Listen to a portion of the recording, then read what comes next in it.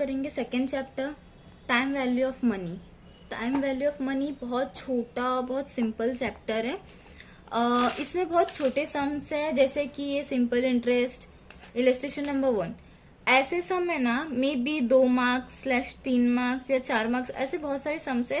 ये 2, 3, 4 मार्क्स के लिए एग्जाम में पूछे जाते हैं, जिनकी यूनिवर्सिटी नहीं ऑटोनॉमस है उनमें पूछा जाता है। यूनिवर्सिटी में ऐसे क्वेश्चंस नहीं आते। यूनिवर्सिटी में मोस्टली जो बड़े सम्स होंगे वो आते हैं। तो जो इम्पोर्टेंट सम है, जो बड़े सम है, हम डायरेक्ट वो देखते हैं। जैसे कि ये इलस्ट्रेशन नंबर 54, हम डायरेक्ट इलस्ट्रेशन नंबर 54 पे आते हैं, क्योंकि ऐसे सम्स एग्जाम में पूछे जाते हैं यूनिवर्सिटी में। आप चाहे तो यूनिवर्सिटी के 5 ईयर्स के पेपर चेक कर सकते हो ऐसे सम्स के। ओके, तो हम इलस्ट्रेशन 54 पे आते हैं। इलस्ट्रेशन नंबर 54 करने से पहले हम देखते हैं टाइम वैल्यू ऑफ मनी में आता है एक net present value. Net present value होता क्या है? इसमें 4 टाइप्स होते हैं, जैसे कि पे बैक पीरियड, सेकेंड हमारा होता है पे बैक प्रोबेबिलिटी,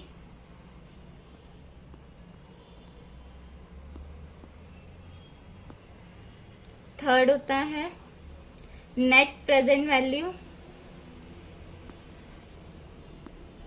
एंड फोर्थ होता है हमारा प्रोबेबिलिटी इंडेक्स।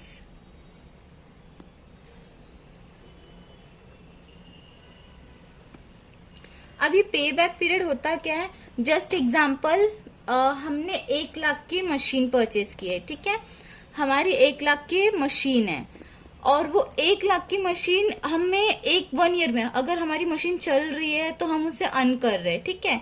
हमें ये 1 लाख की जो मशीन हमने परचेज की है, वो मशीन हमें 1 ईयर में 25,000 इनकम सोर्स देती है, ठीक है। तो 25,000 जब हमें 1 ईयर में मिल रहा है, तो कितने साल में हमें पूरा 1 लाख हमारा होगा? पूरा 1 लाख हमारा कितने साल में होगा? 4 ईयर्स में। तो 4 ईयर्स में 1 साल 1 लाख होगा, तो 4 ईयर हमारा क्या है? पे बैक पीरियड। और जो मशीन की वैलिडिटी है वो 6 ईयर की है, 6 साल की वैलिडिटी है। तो 4 साल में हमने 1 लाख अर्न कर चुका है, तो बच्चे कुछ 2 साल में हम 25 मीन्स 50,000 एक्स्ट्रा अर्न करेंगे। तो जो 2 साल हो गया वो पे बैक प्रोबेबिलिटी, और जो नेक्स्ट जो हमने अर्न किया है 50,000, वो हमारा क्या है? Net present value. Net present value इसी तरीके का मेथड है। प्रोबेबिलिटी इंडेक्स भी यही है। आप इसी तरीके का मेथड, इसी तरीके का हम सम्स करेंगे तो आप लोग धीरे धीरे समझते जाएंगे। हम इलस्ट्रेशन नंबर 54 स्टार्ट करते हैं। पहले मैं फॉर्मेट बताती हूँ कि होता क्या। पहले उससे पहले मैं क्वेश्चन एक्सप्लेन करती हूँ। क्वेश्चन क्या है? इलस्ट्रेशन नंबर 54 में क्या कहा है? और जो भी है investment, mister x, sorry machine x, Miss Progressive Co. Limited is a considered as investment in machine X.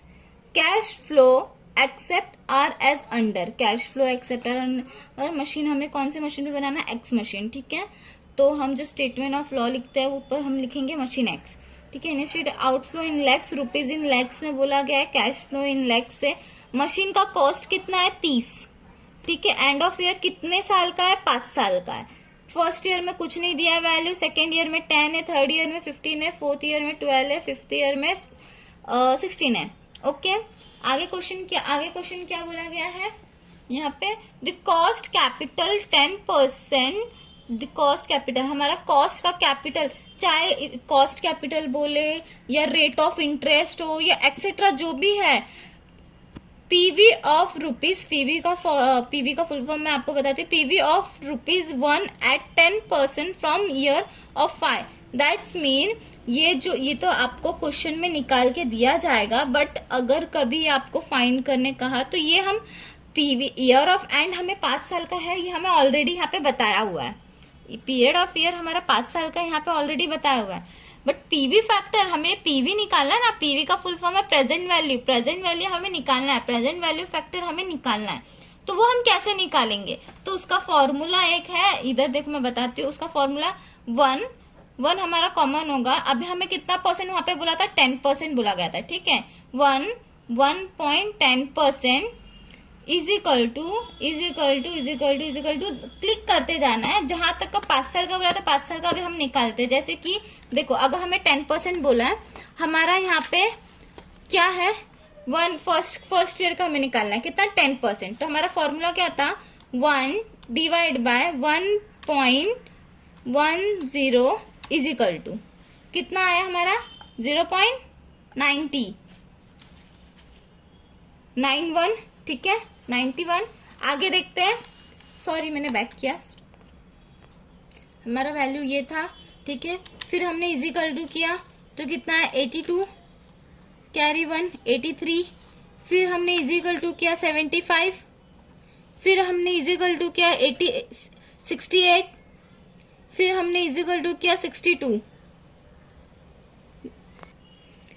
इसी फॉर्मूले के बेस पे जैसे 1 डिवाइड बाय हमें निकालना है। जस्ट एग्जांपल, हमें 10, यहाँ पे हमें क्वेश्चन में 10% बोला, अगर हमें 9% कभी कहा, 9% अगर हमें निकालने बोला है, तो अगर 9% कैसे निकालेंगे, 1 पॉइंट, अब हम यहाँ पे 9 नहीं लेंगे, हमारा यहाँ का जो वैल्यू होगा ना, it is a compulsory 2 digit का होना चाहिए। तो अगर 9% बोला है तो स्टार्टिंग में 0 लेंगे।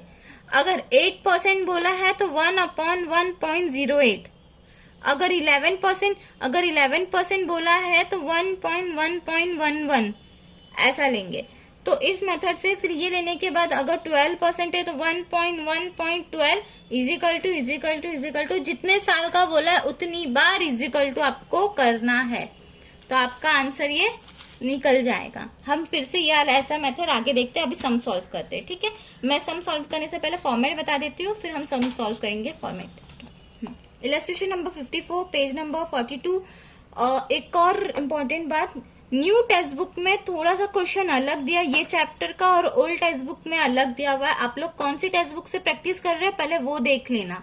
Basically paper set new text book से होता है, तो better than new text book से प्रैक्टिस करोगे तो अच्छा होगा, ठीक है। Year format, year cash in flow, आपको जैसा यहाँ पे पूछा है क्वेश्चन में क्या पूछा है वैसा ही बनाना है। ईयर था हमारा, ईयर है कितने साल का, 5 साल का था हमारा, 1 2 3 4 5, ठीक है 5 साल का था। कैश इन फ्लो, ठीक है, कैश इन फ्लो का हमें इनकम दिया हुआ है, पहले ईयर में कुछ भी नहीं है, सेकेंड में 10 है, थर्ड में 15 है, फोर्थ में 12 एंड 16, ठीक है। पीवी फैक्टर भी ऑलरेडी दिया हुआ है जो हमने अभी निकाला है। पहला क्या है पीवी फैक्टर, फर्स्ट ईयर का 0.91, सेकेंड क्या है 0.83, 0.75, 0.86, 0.62, ओके। अब इन दोनों को इंटू करके हम पीवी निकालेंगे। पीवी फैक्टर है और ये पीवी रुपीज है, ओके। पीवी फैक्टर क्या होगा, present value factor, present value rupees. ये cash inflow rupees in lakhs क्यों लिखी, अब यहाँ पे हमें लैक्स पूछा है इसलिए हमने इन लैक्स लिखा है, ठीक है। अब हमें इनको इंटू करके आंसर, इनका तो नील हो जाएगा क्योंकि यहाँ पे दिया नहीं है तो नील। अब इनका देखते हैं हम, 10 इंटू 0.83 कितना आया, 83। नेक्स्ट क्या है 15 इंटू 0.75, 1125, ओके। इसी तरीके से ये दोनों को इंटू करना है और इनका वैल्यू लिखना है, ठीक है। इन दोनों को इंटू करके मैंने लिखा और सबको ऐड करके इनका टोटल लिखा है। तो यहाँ पर क्या लिखूंगी मैं, टोटल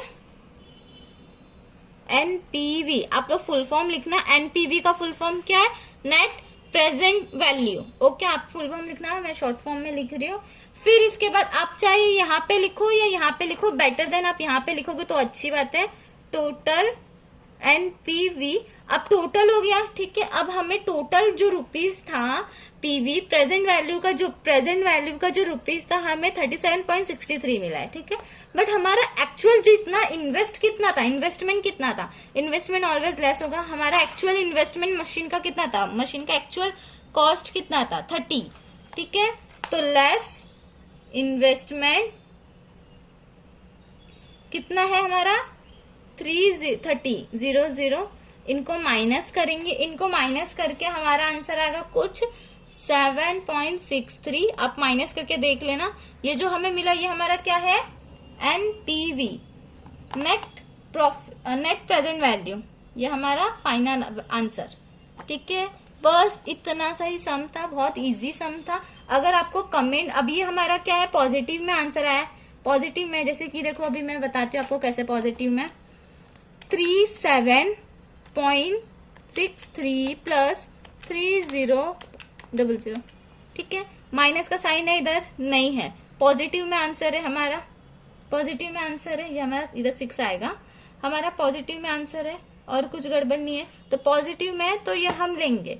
तो हम यहाँ पे कमेंट क्या लिखेंगे, हमारा कमेंट लिखना कंपलसरी है। कमेंट पे भी हाफ मार्क्स है, हाफ या 1 मार्क्स होगा। मशीन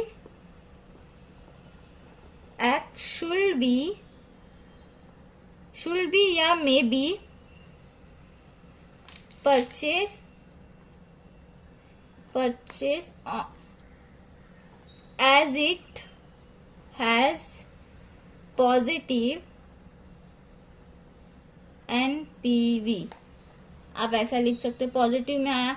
अगर नेक्स्ट सम में अगर नेगेटिव में आता है तो नो कमेंट, हम परचेज नहीं कर सकते।